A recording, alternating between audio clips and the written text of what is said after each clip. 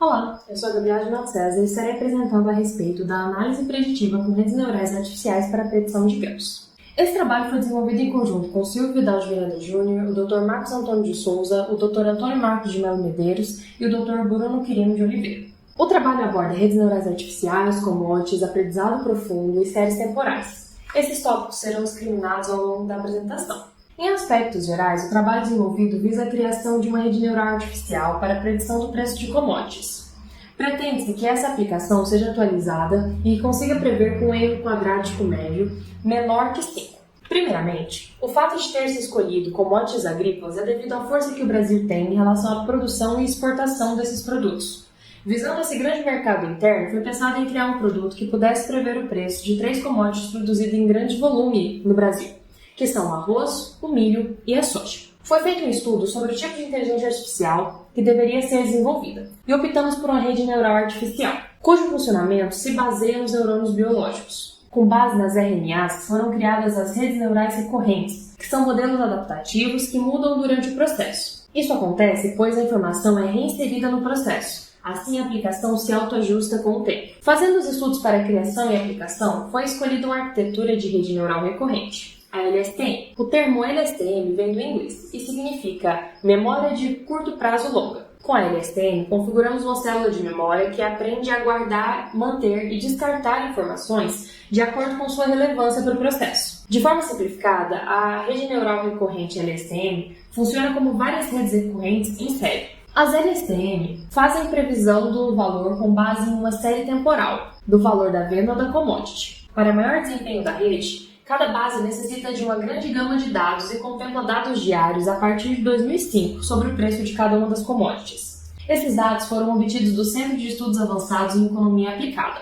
o CEPEA, e carregados em um banco de dados para serem usados no treinamento da rede, que foi desenvolvida na linguagem de programação Python. Após serem carregados, os dados foram padronizados. Para o funcionamento da rede neural artificial é necessário o ajuste de sua arquitetura, que define o funcionamento da rede. Neste caso, existe apenas um neurônio de entrada, no qual é inserido a data da predição desejada, e apenas um neurônio de saída, pois queremos apenas um valor de venda para cada dia. Foram definidas 10 camadas intermediárias com 8 neurônios cada uma. Esse valor foi obtido por meio de testes. No treinamento, a rede aprende a lidar com novos valores, e para isso foram definidos os hiperparâmetros. O número de épocas, que é quantas vezes os dados serão analisados, foi configurado em 150 vezes. O tamanho do lote, que é a quantidade de dados inseridos antes dos pesos das guias serem atualizados, foi definido em 16 vezes. A taxa de aprendizado, que é quantos pesos devem ser atualizados a cada mudança, foi definido em 0,05. E para avaliar o desempenho da rede neural foi utilizado o erro quadrático médio, que, como descrito na fórmula, compara o valor real e o valor previsto. Para o presente trabalho, é importante que a diferença ao quadrado dividido pela quantidade de dados analisados seja menor do que 5. A imagem mostra o que acontece em cada etapa do software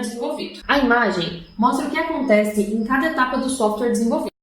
Após iniciados, os dados são carregados, padronizados e usados para o treinamento. Depois, a rede avalia se o MSE é menor que 5 e, caso seja, ela realiza a predição para valores futuros. Para a predição assistida, ou seja, aquela em que o banco de dados contempla o período previsto, temos a seguinte imagem em relação à commodity do arroz. Nesse caso, o erro foi bem pequeno e por isso as retas parecem praticamente sobrepostas, mostrando assim a assertividade da rede. O mesmo acontece com o milho e com a soja é possível perceber uma maior imprecisão, principalmente no período de pandemia de Covid-19. Foi feita a predição futura, que significa que a base de dados não tem acesso aos valores reais daqueles dias. Foi feita a predição para 10 dias, mas foram descartados os valores de final de semana, pois os valores reais são obtidos da Bolsa de Valores e ela não opera durante os finais de semana. Então não seria possível comparar os valores preditos com os valores reais. Para o arroz, o MSE encontrado nesse período foi de 3,37, de 0,4 para o milho